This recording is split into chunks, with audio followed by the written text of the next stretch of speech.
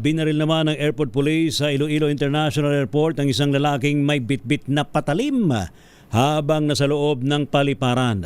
Ayon po sa Police Regional Office 6, matapos daw matuklasan sa routine inspection ng patalim sa loob ng bag ng lalaki, ay tumanggi naman itong iwanan sa mga otoridad ng paliparan. Nang isa ilalim naman na rin ito sa manual inspection, ay bigla daw nagtatakbo at tumakas yung naturang lalaki na may hawak na patalim. Ano ba yan? Agad na rumisponde daw po mga airport police at para hindi na makapanakit pa ng ibang personnel at pasahero ay binaril na nila ang lalaki na nagtamo ng sugat sa kanyang dibdib. Agad na may sinugod sa ospital ang lalaki habang nagsagawa naman ng investigasyon ang Office for Transportation Security, Airport Authorities at pulisya sa naturang rehiyon.